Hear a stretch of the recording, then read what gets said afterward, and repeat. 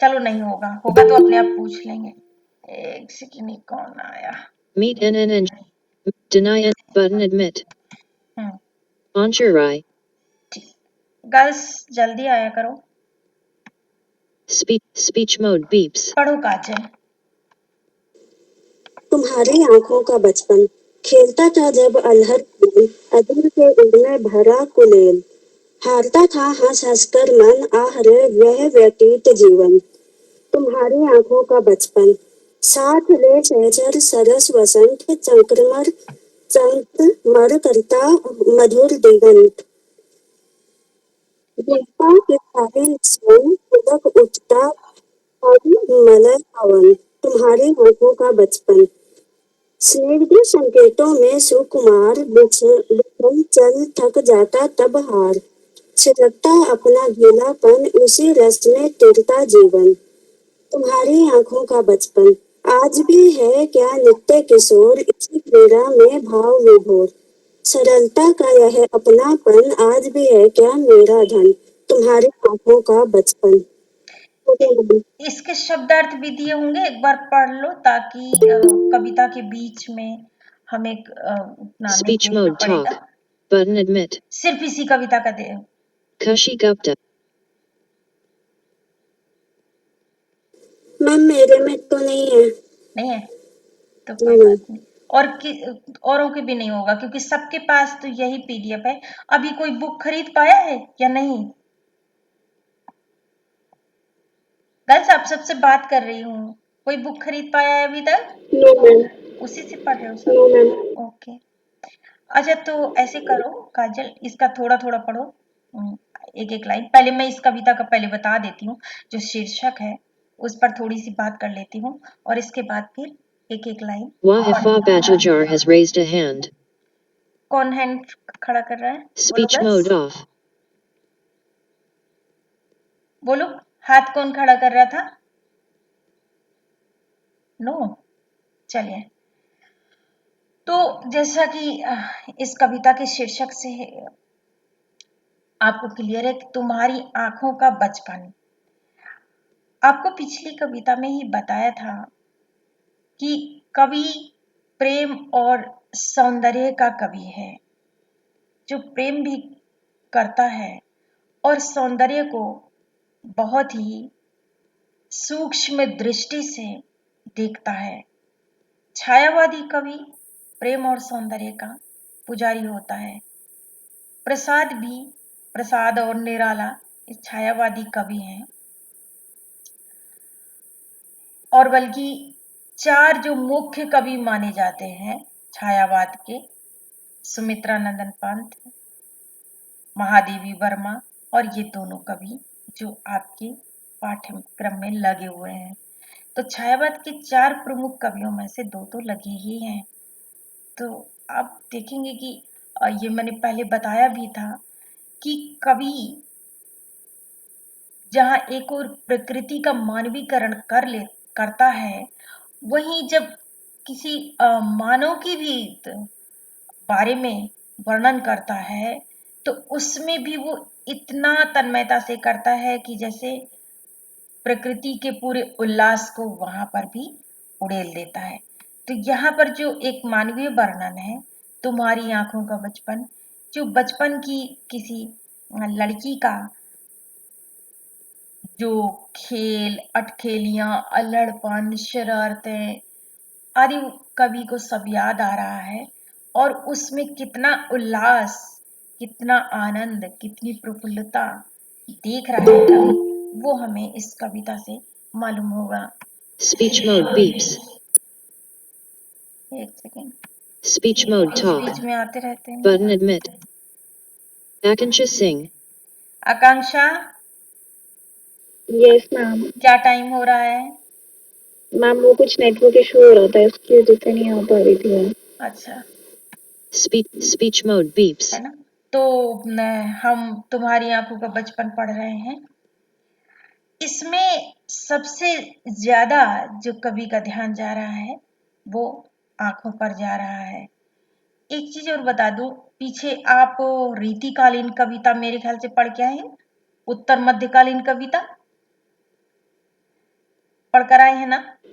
Yes ma'am, रीतिकालीन कवि हाँ, की। तो उसमें आपने देखा होगा कि जो कवि हैं वो स्त्री के जो स्थूल का मतलब होता है जिसे आप देख मतलब सकते हैं, छू सकते हैं। तो स्त्री के स्थूल अंगों का वर्णन करता है। अब ऐसे तो स्थूल अंग आंखें भी हैं, आंखों को देखा भी जा सकता है, छुआ भी जा सकता है। पर आंखों की जो क्रियाएं हैं वो किस तरह से जीवन में क्या घोलती हैं। वहां पर जो रीतिकालीन कवि है वो कुछ इस तरह की बात करेगा कि तिरछी नजर, घायल कर देना, मोहित कर देना, बेसुध हो जाना, इस तरह की चीजें लिखेगा। लेकिन यहाँ इस कवि की आंखों का वर्णन देखो कि किस तरह से एक जैसे प्रकृति अपना जब प्रभाव दिखाती है तो व्यक्ति के जीवन में जो अंतर आता है और एक सुखद अंतर आता है, वैसा ही सुखद वर्णन छायावादी कवि में मिलता है। वो स्त्री को भोग विलास और श्रृंगार की तरह नहीं देखता, वो उस तरह देखता है जैसे एक प्रकृति सुखमय बनाती है जीवन को, जैसे परमात्मा सुखमय बनाता है जीवन को। तो एक तरह से परमात्मा वाला वर्णन नहीं कहेंगे, लेकिन फिर भी प्रकृति प्रेम का वर्णन, या जैसे परमात्मा के जीवन में परमात्मा का जो प्रभाव होता है वो सूफियों की तरह नहीं, प्रिया की तरह ही, लेकिन एक प्रिय का भी तो हो सकता है ना, एक ईश्वर की तरह योगदान। उस तरह से छायावादी कवि अपनी नायिका को देखता है। तो अब इसमें हम ये सारी चीजें देखने, समझने और पहचानने की कोशिश करेंगे। ये सब मैंने इसलिए बताया ताकि आप कविता पढ़ते हुए इन सब चीजों को महसूस करने की कोशिश करें, समझने की कोशिश करें, और कहीं पर कोई चीज डाउटफुल लगे तो फिर आप मुझसे साथ साथ पूछती भी जाएं। अब पढ़ो एक एक लाइन। खेलता था जब अल्हड़ खेल। खेलता था जब अल्हड़ खेल। ये भी अल्हड़ तो समझते हो, अल्हड़ समझते हो ना? नहीं, कल खाली आकांक्षा नहीं पढ़ रही है मुझसे कि आकांक्षा रीडिंग कर रही है तो सिर्फ वो रिस्पॉन्ड करेगी। जितनी लड़कियां जुड़ी हुई हैं, भानु, मैम पायल, अल्हड़ मीन्स, साक्षी, सब लोग पढ़ रहे हैं। हाँ बोलो। मैम अल्हड़ मीन्स जिन जो कोई काम वाम नहीं करते वो। अरे नहीं, अल्हड़ बिल्कुल मस्त है, बेफिक्र, कोई चिंता नहीं। अल्हड़ तो बच्चे जो होते हैं, बच्चे तो आजकल तो बच्चों को पढ़ाई लिखाई का काफी दबाव रहता है, या थोड़ा बहुत वही चिंता मान लो, वरना बच्चे तो अल्हड़ होते ही हैं। जब खेलते हैं तो उन्हें तो अपना होमवर्क भी याद नहीं रहता है ना, तो डांट डांट के कहते हैं वो तो, हम टेंशन दे के कि नहीं तुम्हें पढ़ना है, नहीं पिटोगे। तो अल्हड़ एक मस्ती भरा जीवन जिसमें कोई टेंशन नहीं, कोई चिंता नहीं, कोई परेशानी नहीं, तो वो अल्हड़ खेल है ना। क्लियर है? अल्हड़ मस्त, बेफिक्र। आगे अजीर के उर में भरा कुलेल। क्या है? अजीर के उर में भरा कुलेल। Yes ma'am. अजीर लिखा, अजीर होता है जो अजय, जैसे कहते जो हारता नहीं है। तो ऐसा कुलेल, कुलेल जानते हो? कुलेल जैसे एक होता कोलाहल, कोलाहल तो होता है शोर, लेकिन जो कुलेल होता है वो भी शोर जैसा होता है, लेकिन वो सुख और आनंद वाला। जैसे कुलेल, अल्हड़, अल्हड़ है जैसे मस्त, तो मस्त खेल रही है, तो वो जो कुलेल तरह तरह की शरारतें करना, तरह तरह की शरारती क्रियाएं करना, वो सब अजय कुलेल भरा हुआ था कि जैसे किसी से नहीं हारेगा। अजीर जो चिर है, हमेशा था और हमेशा रहेगा, ये कभी नहीं इसको किसी तरह की कोई चिंता, कोई फिक्र नहीं होगी, इस तरह का।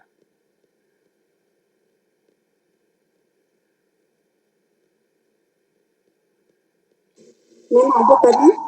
हाँ, थोड़ा सा मैं इसलिए रुक जाती हूँ कि अगर किसी को कुछ पूछना होगा तो पूछता जाएगा। एक तो किताब ले लेते ना तो ज्यादा सही रहे, क्योंकि अच्छा तुमने बात नहीं करी पब्लिशर से, नंबर दिया था मैंने। मैम हमने हमारे पास की बुक शॉप से बात की है, वो उन्होंने बोला कल परसों तक आ जाएगी।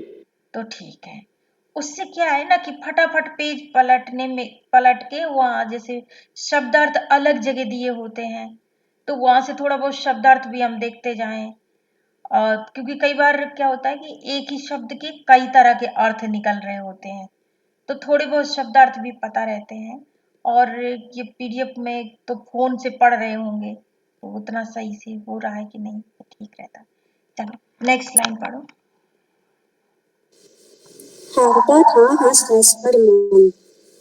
आज शुरू का शब्द नहीं समझ आया। हारता था हंस हंस कर मन। और किसका मन हारता था हंस हंस कर? कवि का। जब वो इस कुलेल को, इस से भरे अल्हड़ बचपन को, इस अल्हड़ खेल को देखता था तो हंस हंस कर मन हार जाता था। हार जाना, मन वहीं पर जैसे रुक जाना, वहीं पर निछावर हो जाना। जहां पर मन लगे और वहां से हटने का मन ना करे तो यही कहते हैं ना, मन हार गए। नहीं तो मन कोई वस्तु तो है नहीं कि हार गए तो अब अपने पास नहीं रही। पर मन एक तरह से जब वहीं लगने लगे तो फिर वहीं का हो गया, इस तरह माना जा गया कि हार गए। तो कवि कहता है कि जो ये अल्हड़ कुलेल से भरा हुआ जो बचपन का मैं जब वो खेल देखता था तो यूं रीझ जाता था, यूं आनंदित होता था कि मैं अपना मन हंसकर हार जाता था। आगे। आह रे वह व्यतीत जीवन। अब आह जो है ना, एक पीड़ा का शब्द है, दुख का शब्द है कि ये ऐसा क्यों हो गया। आह रे वह व्यतीत जीवन, वह जीवन याद कर रहा है जो बीत गया। कौन सा जीवन? जब वो अपनी प्रिया की, अपनी सखी की या अपनी बेटी की जिस रूप में भी याद कर रहा है, उसके बचपन को जब वो देखता था, निहाल हो जाता था, आनंद से ओतप्रोत हो जाता था, अपना हंस हंस कर मन हार जाता था। उसे देखते हुए वो अपने हर दुख को भूल जाता था। कोई भी परेशानी, कोई तनाव नहीं रहता था उस अल्हड़ खेल को देखते हुए। अब वो याद कर रहा है, क्यों? क्योंकि अब वो प्रिय पास में नहीं है तो याद आती है ना। आगे। तुम्हारी आंखों का बचपन साथ ले सरस वसंत। तुम्हारी आंखों का बचपन बोलते हुए कुछ वो सा हुआ, जैसे आवाज कट नहीं जाती है तो नहीं क्लियर हुआ। तुम्हारी आंखों का बचपन साथ ले सहचर सरस वसंत। क्या साथ रहे है, तो क्या है? सरस बसंत तो समझ में आया, इससे पहले क्या मैम था? ये लिखा है साथ ले अच्छा सहचर साथ। वसंत हम्म, सरस वसंत। साथ ले। Yes ma'am. साथ ले के बाद सहचर सरस वसंत। अच्छा सहचर। साथ ले यस सहचर मैम। सरस बसंत। सहचर होता है साथ में रहने वाला। तो वो कह रहे हैं कि तुम अपने ही साथ ले गई वो सहचर बसंत जो मेरे साथ रहता था। अब यहाँ पर जो बसंत है उसको बचपन को बसंत कहा जा रहा है, क्योंकि जो बसंत ऋतु होती है, बसंत ऋतु जानते हो कौन से समय पे आती है? कब आती है मालूम है किसी को? जुलाई के पहले। ना, ये तो वर्षा ऋतु है, ये वर्षा ऋतु है। ये होती है मैम मार्च के पहले। क्या कह रहे हो? मार्च के टाइम में। नहीं, इसको उस तरह याद करो, अंग्रेजी महीने की जगह हमारी बसंत पंचमी होती है ना, जो लगभग होती है मार्च लगने वाला होता है, तो या कभी कभी तो फरवरी ही चल रहा होता है, पर हम उसको इस तरह देखेंगे कि जो ये बसंत पंचमी मेरे ख्याल से या तो माघ की जो अमावस्या होती है ना उसके बाद होती है, जहां तक मुझे ध्यान आ रहा है, तो वहां से बसंत आता है, क्योंकि सर्दी जा रही होती है, ठिठुरने वाली सर्दी नहीं होती और गर्मी भी नहीं होती है ज्यादा। तो वो जो माघ और फागुन वाले जो महीने होते हैं, हमारे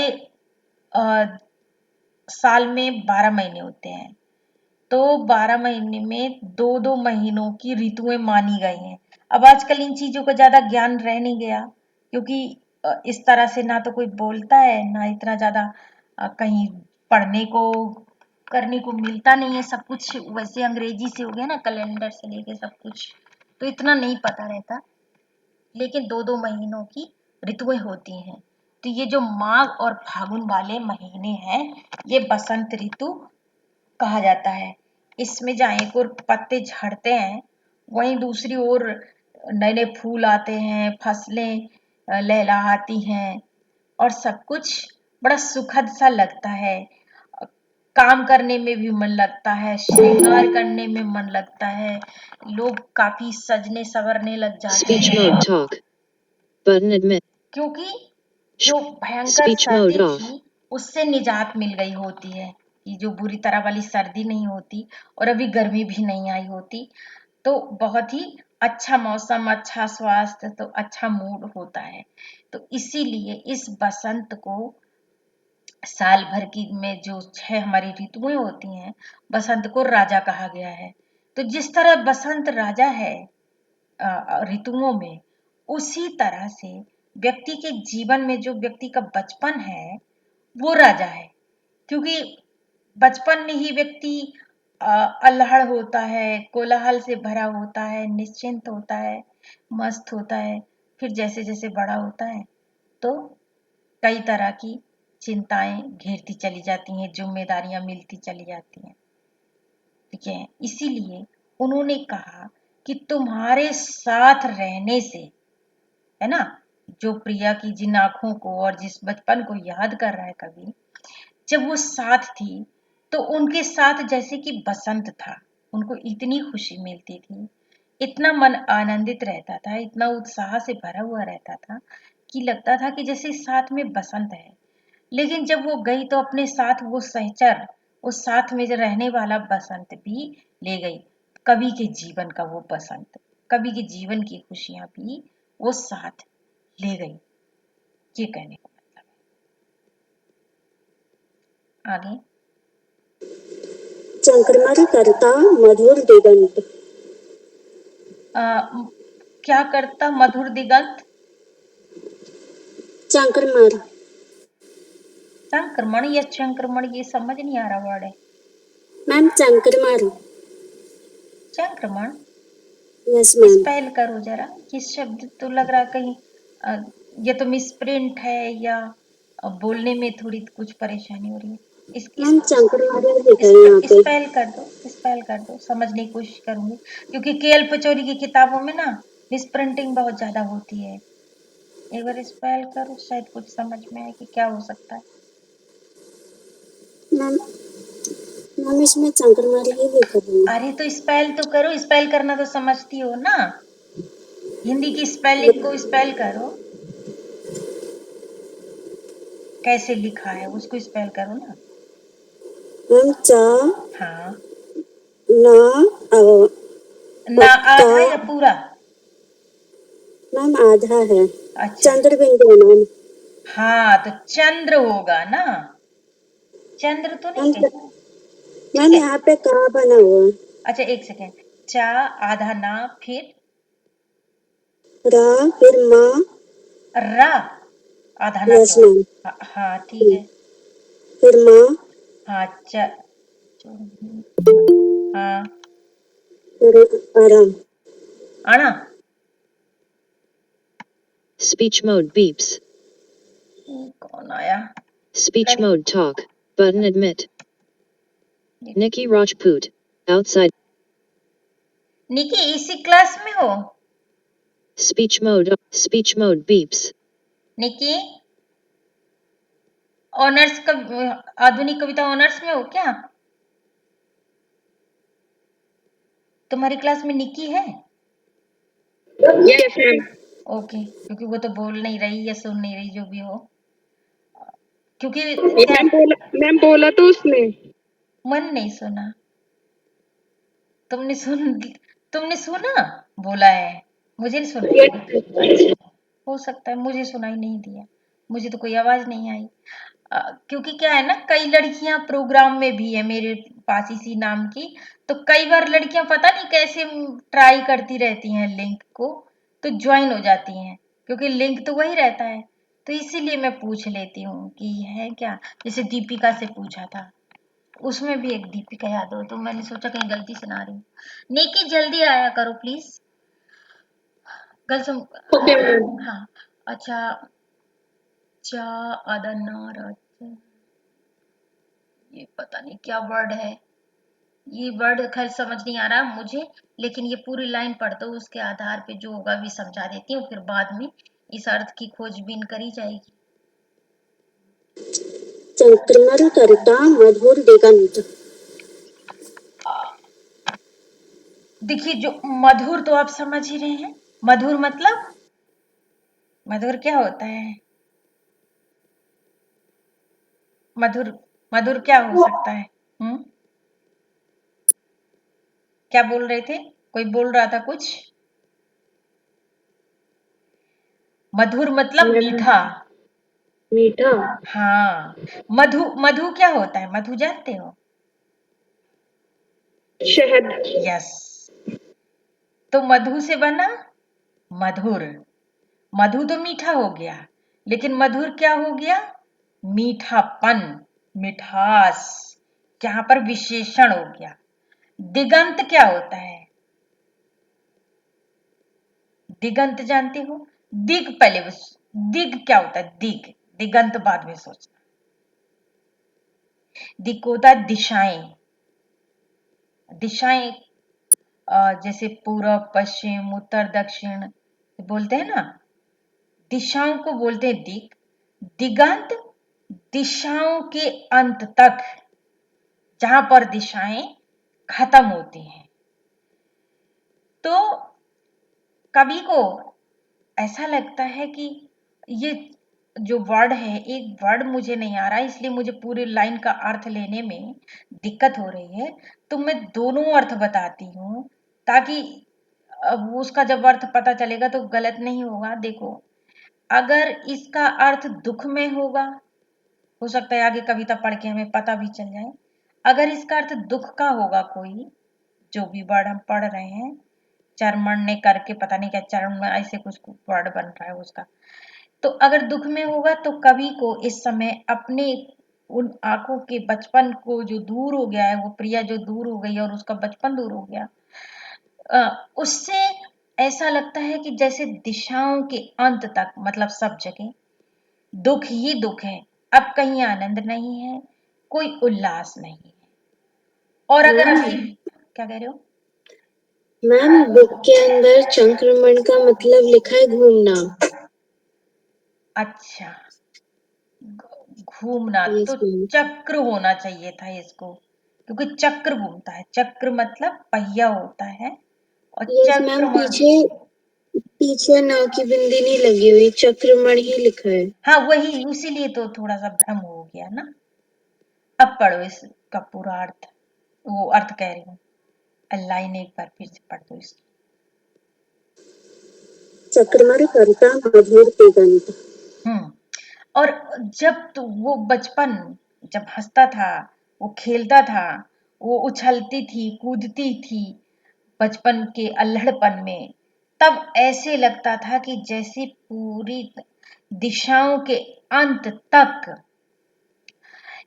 मधुरता भर गई है, यानी मधुरता सब जगह संचरित हो रही है। घूमने से तात्पर्य है सब जगह आनंद ही आनंद नजर आता था, जैसे कोई गोल चीज सब तरफ घूम जाए, कोई ये नहीं कह सकता कि किस तरफ से चली थी और किस तरफ खत्म हो गई। इसी तरह से दिशाओं के अंत तक ये मधुरता व्याप्त हो जाती थी। इतना आनंदमय लगता था, क्योंकि देखिए जो व्यक्ति दुखी होता है उसे सारी दुनिया में दुख नजर आता है, और जो व्यक्ति सुखी होता है, खुश होता है, उसे लगता है सब जगह प्रसन्नता है। तभी तो जब किसी के घर में खुशी होती है तो खूब नाचते हैं, गाते हैं, डांस करते हैं। कहाँ लगता है कि कोई गम या कुछ है, क्योंकि उस समय सब कुछ बढ़िया लगता है।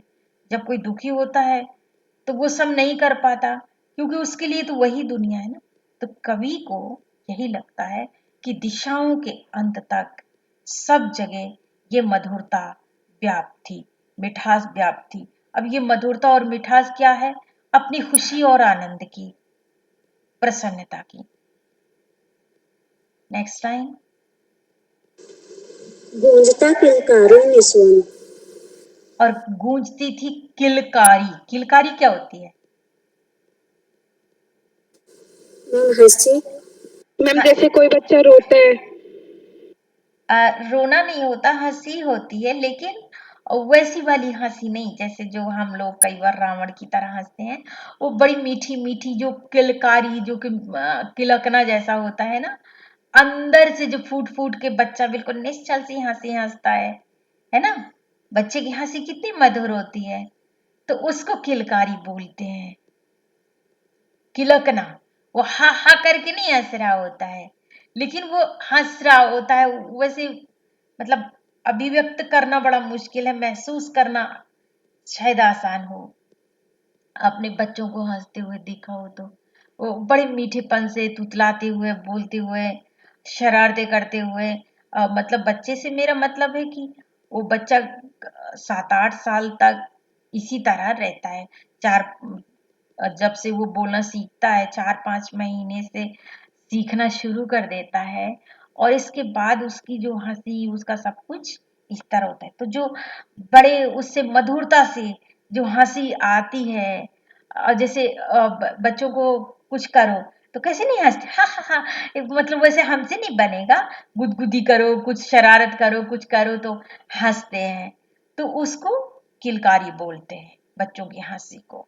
तो वो किलकारी है जो निस्वंत, बिल्कुल स्वतंत्र, निश्चल और बिल्कुल मधुर, मीठी, सुखद, वो किलकारी गूंजती थी। गूंजती तो समझ ही रहे हो, जो गूंजना होता है किसी भी आवाज का गूंजना, जो सुनाई देती हैं जितनी भी आवाजें, उन सबको गूंजना ही होता कहा जाता है, क्योंकि गूंजते हैं तभी तो वो हम तक पहुंचती हैं गूंज कर।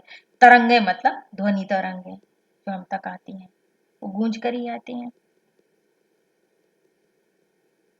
आगे। पलक उठता तब मलय पवन। पलक नहीं, पुलक होगा। Yes ma'am. हाँ, पुलक उठता तब मलय पवन। अब मलय पवन जो है ना, कवि का बड़ा फेवरेट शब्द है। पीछे भी मलय पवन शब्द आया था और यहाँ भी मलय पवन है, क्योंकि जहां जहां प्रसन्नता की बात होगी, वहां वहां मलय पवन की भूमिका बढ़ जाती है। मलय मैंने तुम्हें बताया ही था कि चंदन, पवन मतलब वायु या हवा।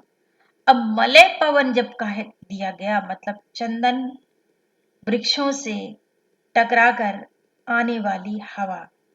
अब चंदन के बारे में मैंने काफी कुछ बता ही दिया था आपको पिछली कविता में, उसकी शीतलता, सुगंधता के बारे में। तो जो ये पवन है, जो ऐसी पवन होती है धीरे धीरे चलने वाली, ठंडी ठंडी, सुगंधित, तो कोई व्यक्ति अगर थका हुआ हो, कुछ परेशान हो, दुखी हो, तो कुछ देर शांति सभा में बैठ जाए तो उसकी जैसे कि थकान दूर हो जाती है, उसका तनाव दूर हो जाता है।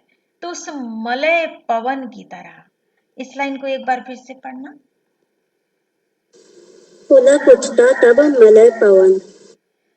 नहीं, पुलक उठता था तब मन शब्द है कि नहीं है? मन, मलय पवन के पहले। नहीं है मैम। अच्छा, नहीं है तो इसमें मन को कहा नहीं गया, लेकिन तभी सब कुछ दिग दिगंत तक की वो बात कर रहे हैं। तो सभी क्या होता था जब वो खेलती थी अपने अल्हड़ खेल, अब और उन अल्हड़ खेल में जो कोलाहल होता था, उससे क्या होता था कि मलय पवन तक पुलक उठता था। अब इसमें देखो, मलय पवन, अ, इसको कहते हैं विरोधाभासी अलंकार। ये प्रसाद ही हैं जिन्होंने एक बहुत बड़ा महाकाव्य ग्रंथ लिखा है, कामायनी। कामायनी में एक जगह एक लाइन आती है, शीतल ज्वाला जलती है। देखो, शीतल, शीतल मतलब ठंडा, और ज्वाला आग की ज्वाला। शीतल ज्वाला जलती है, ईंधन होता दृग जल का। दृग आंसू, जल मतलब पानी, तो ईंधन, जो जलने के लिए ईंधन चाहिए ना, जैसे गैस, पेट्रोल, आग या लकड़ी, कंडे, जो भी मानो, तो ईंधन होता दृग जल का। कितना विरोधाभास है कि पानी आग को बुझाती है, लेकिन यहाँ पर ईंधन बन रही है, और ज्वाला जल रही है, लेकिन कैसी? शीतल। तो उसी तरह से है, मलय पवन प्रसन्न करती है, लेकिन कवि कह रहा है यहाँ पर कि पुलक उठता मलय पवन। जो वो प्रिया जब खेलती थी, जब अपनी तरह तरह की अ, खेल क्रीड़ाएं करती थी, अल्हड़ क्रीड़ाएं करती थी, कोलाहल करती थी, वो बचपन की जो आंखें उनकी जिस तरह की जो भी शरारतें करती थी, तब मलय पवन भी पुलक उठता था। मतलब कभी भर नहीं, वो प्रसन्नता देने वाला जो मलय पवन जाना जाता है कि दूसरों को पुलकित करता है, वो खुद पुलकित हो जाता था। अब यहाँ पे देखो कि मलय पवन का किस तरह से उन्होंने मानवीकरण कर दिया है। तो एक और तो मानवीकरण किया है, मानवीकरण अलंकार है, और विरोधाभास अलंकार भी है कि जो प्रसन्न करता है दूसरों को, वो खुद उनसे प्रसन्न हो, प्रभावित होकर प्रसन्न हो जाता था। हालांकि विरोधाभास से ज्यादा, विरोधाभास भी नहीं कहेंगे, बल्कि ये कहेंगे कि मानवीकरण ही ठीक है, क्योंकि विरोधाभास करने में थोड़ी और वैसा होना चाहिए था, जैसा वो शीतल ज्वाला वाला बताया, तो यहाँ उतना नहीं है। तो मानवीकरण अलंकार है कि जो प्रकृति का जो अव्यय, जो प्रकृति का कोई स्रोत दूसरों को, मनुष्य को, प्राणियों को प्रसन्न करता है, वो खुद प्रसन्न होता था उस प्रिया के आंखों के बचपन को देख करके। तो यह मानवीकरण अलंकार है। आगे, तुम्हारी आंखों का बचपन, स्निग्ध संकेतों में सुकुमार। पहला शब्द क्या था तुम्हारी आंखों का बचपन के बाद? स्निग्ध। स्निग्ध। स्निग्ध क्या होता है, जानते हो? स्नेह जानते हो? मोह। प्रेम। Yes ma'am. स्निग्ध हो गया, और जैसे प्रेम से भरा हुआ, है ना, स्नेह से भरा हुआ स्निग्ध। यहाँ भी विशेषण हो गया ना स्नेह का, जैसे मधु का मधुर हो गया था, मधुरता हो गया था, इसी तरह स्नेह का स्निग्ध हो गया। एक बार फिर से पढ़ना ये लाइन। स्निग्ध संकेतों में सुकुमार।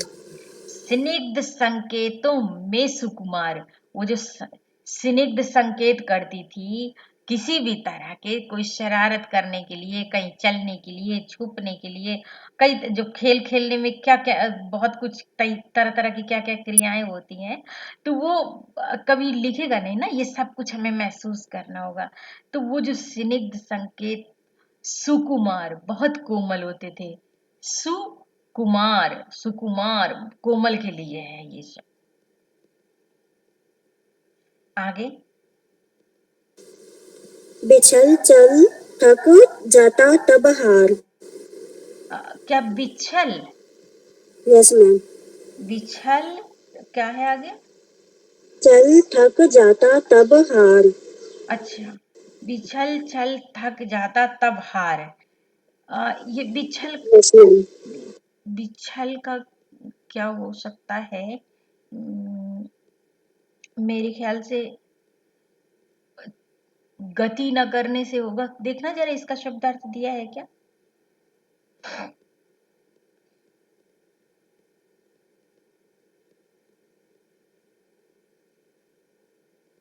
काची देख रही हो? वैसे और लड़कियां भी तो मिला ही रही होंगी ना, आप लोग भी देख दिया करो और सभी बारी बारी से तैयार रहा करो पढ़ने के लिए। वैसे अच्छी बात है, आप लोग तैयार ही थे क्योंकि उस दिन आकांक्षा ने पढ़ा, आज काजल ने पढ़ा। ऐसे पढ़ने से क्या है ना, आप लोगों की रीडिंग भी अच्छी हो जाएगी और पढ़ना तो है ही क्लास में, तो एक एक कविता अलग अलग लड़की पढ़ेगी तो बढ़िया रहेगा। मिला नहीं मिला?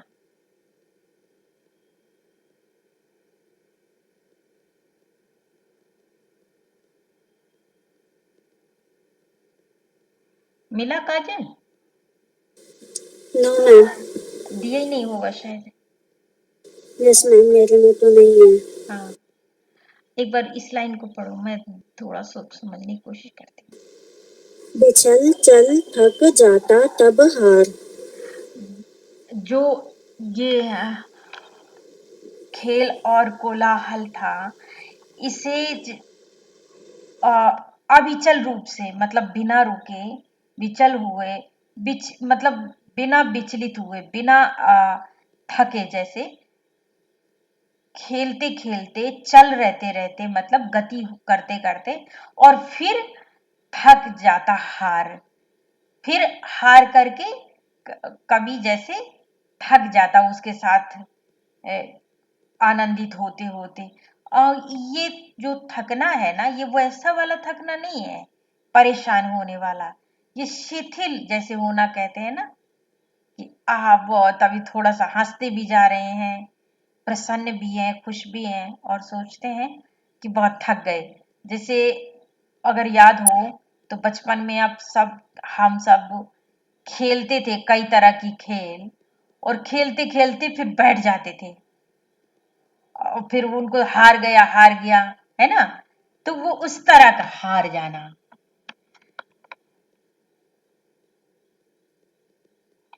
आगे छिड़कता अपना गीलापन। क्या छिड़कता? Yes ma'am. छिड़कता अपना गीलापन। अब यस मैम। यहाँ पर जब कभी जैसे हार कर बैठ गया कि मैं थक गया हूं, अब नहीं खेलूंगा, है ना, तो छिड़कता अपना गीलापन, वो जो प्रेम से कहना, छिड़कना यहाँ पर प्रेम के संदर्भ से है। जैसे पीछे लघु लहर में था छिड़कना, उसी तरह का प्रेम का ही छिड़कना वहां भी था ना। लहर को भले ही लक्ष्य किया गया था, लेकिन मैं पूरी कविता में आपको साथ साथ बताती जा रही थी, इसमें प्रिया के प्रेम की भी पूरी पूरी वही भूमिका चल रही है।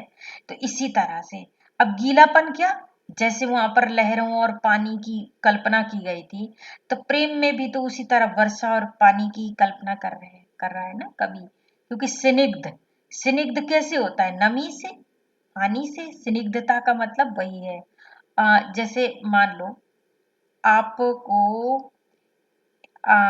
खाने के लिए एक वो दिया जाए, जैसे वो चीनी के खिलौने वगैरह नहीं होते हैं, देखे ना, यहाँ पर शायद दिवाली में मिलते हैं मेरे ख्याल से, जो चीनी वगैरह के बने होते हैं, तो वो स्निग्ध नहीं है, वो आ, कठोर है।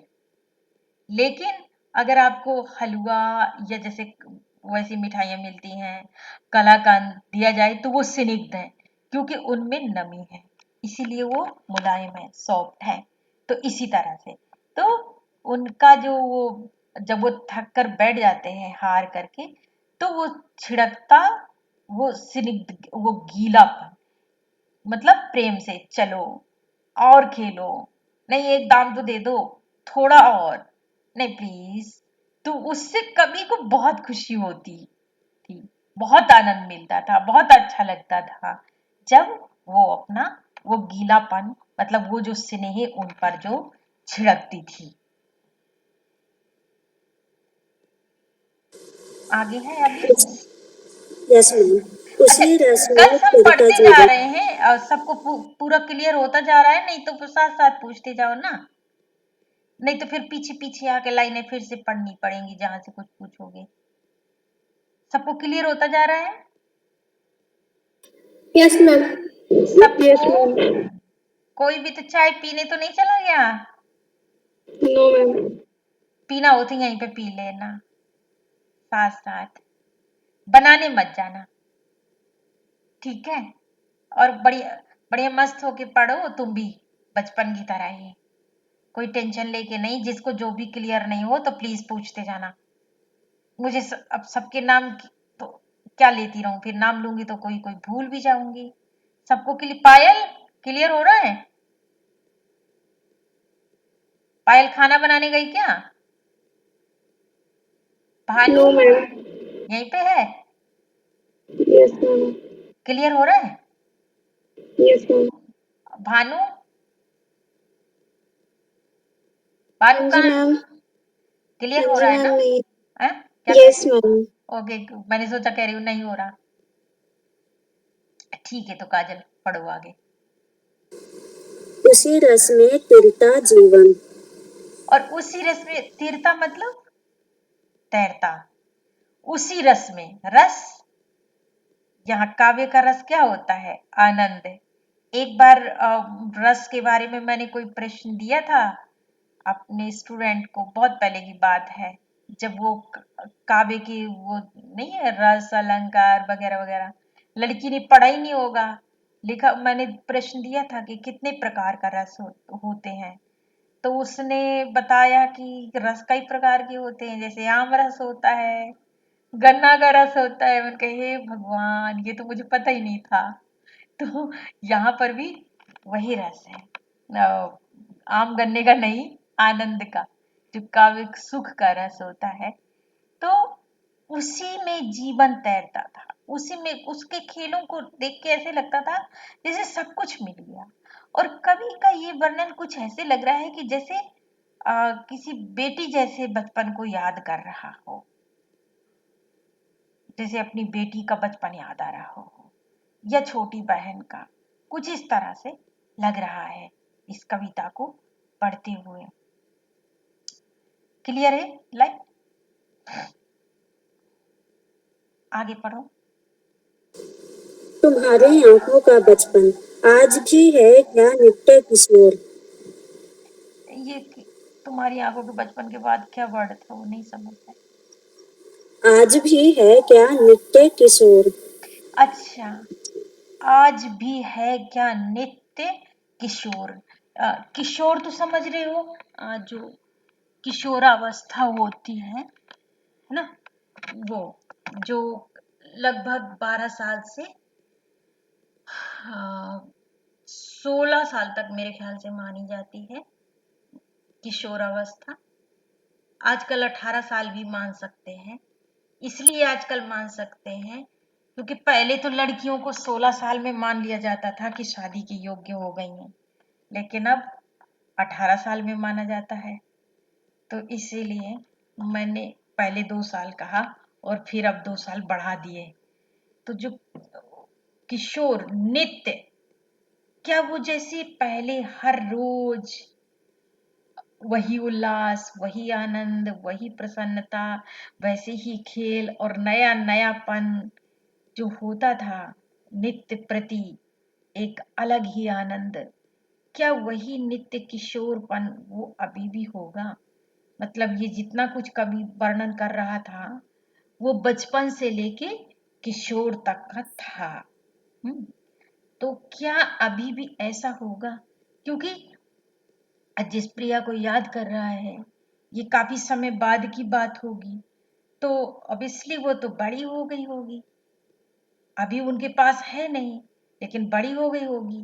अब बड़ी होने के साथ साथ ये सब कुछ अब शायद ना रहा होगा, ऐसा बल्कि वाकई में नहीं रहा होगा। इसीलिए कवि सोच रहा है कि क्या अभी भी उसमें होगा, अगर वो मिल जाए तो क्या इसी प्रकार प्रसन्नता आनंद से मुझे दे सकती है? क्या उसी तरह वो अल्हड़ खेल खेलेगी?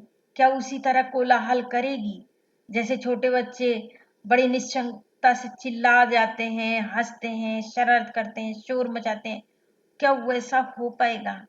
ये एक कवि के मन में एक जिज्ञासा सी उठ रही है कि अब कैसी होगी वो प्रिया, क्या ऐसी ही होगी? आगे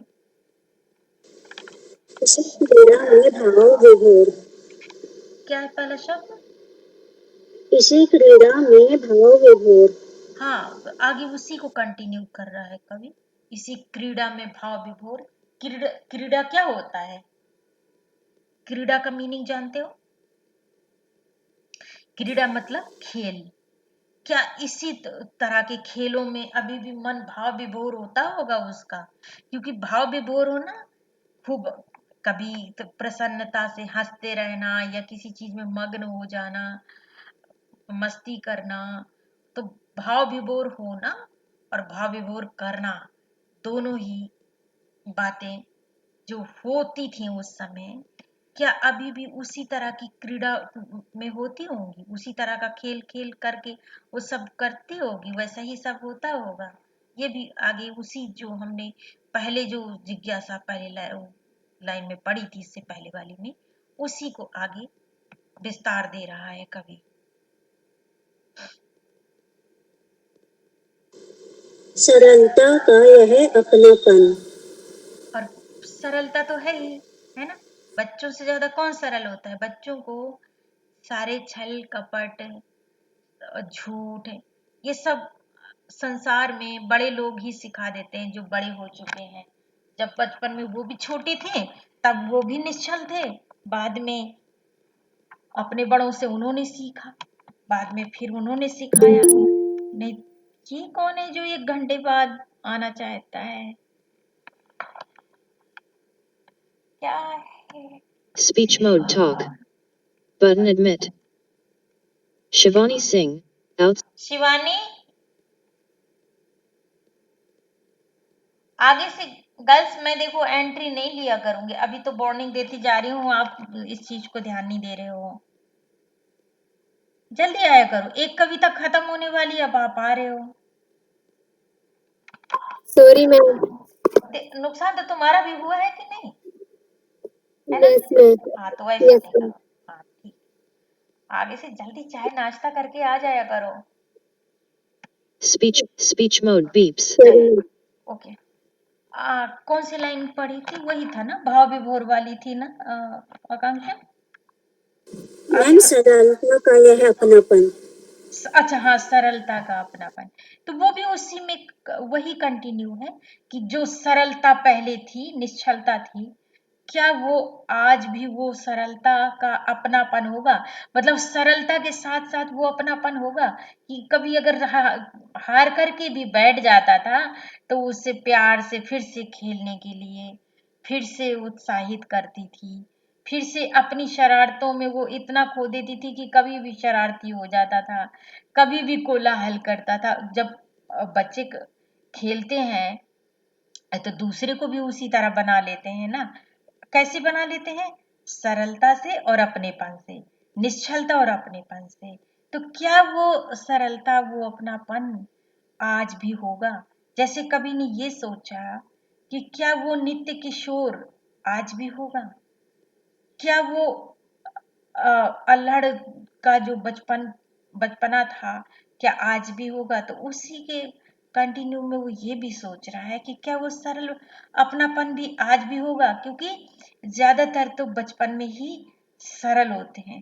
बल्कि आजकल मैं देखती हूँ कि बचपन में ही बच्चे कितने अच्छे से झूठ बोलना, चीटिंग करना और वो करना सब सीख जाते हैं। ऐसा नहीं वो अपने आप सीख जाते हैं, सिखाने वाले तो हमारे अपने बड़े ही होते हैं। जितना ही कुछ चीजें तो अब बच्चे टीवी से भी सीख जाते हैं, क्योंकि टीवी में भी ऐसी ऐसी चीजें दिखाई जाती हैं, तो कुछ घर से सीखा, कुछ टीवी भी से सीख लिया।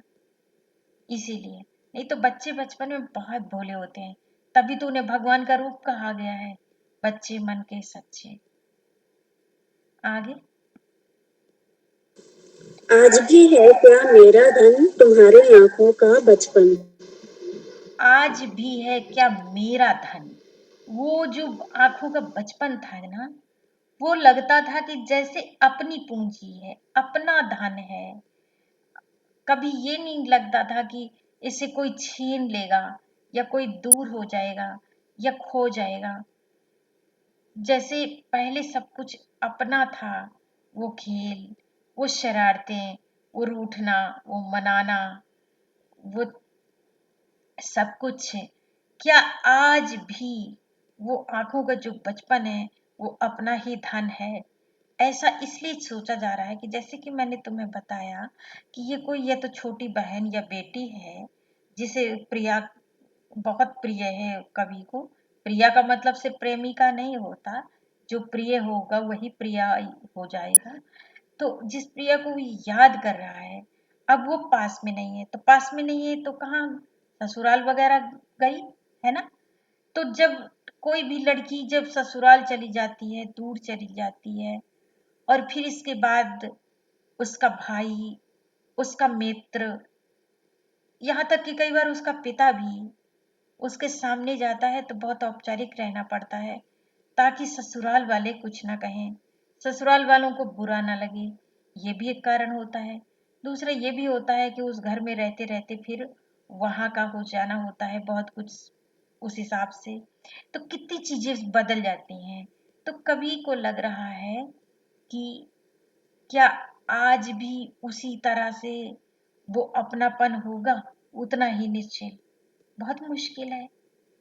कवि जानता है कि अब उतना नहीं हो पाएगा बचपन जैसा, किशोर जैसा। बड़े होने पे आपने ये भी देखा होगा, जिन दोस्तों के साथ, मित्रों के साथ, जिन भाइयों के साथ आप लोग खेलते थे, है ना, उन्हीं से बाद में खेलने के लिए मना किया जाता है कि मत खेलो क्योंकि अब आप बड़े हो गए हो। तो ये चीजें इसी तरह बदलती हैं, तो वही कहाँ रहती हैं। इसीलिए कवि के मन में आ रहा है कि अगर वो मुझे मिल जाए, मैं उसके सामने चला जाऊं, तो क्या आज भी वैसा ही सब कुछ अपनापन होगा, है ना। आगे मैम अब तीसरी कविता शुरू हो रही है। इस कविता को एक बार सब लोग प्लीज 2 मिनट में वो कर लें, रीड कर लें, ताकि कहीं कोई लाइन अगर ऐसी लगती हो कि अभी क्लियर नहीं है तो फिर पहले इसे क्लियर कर लो, कोई शब्द कोई लाइन कहीं पर, नहीं तो फिर दूसरी कर लेंगे। दूसरी कौन सी है?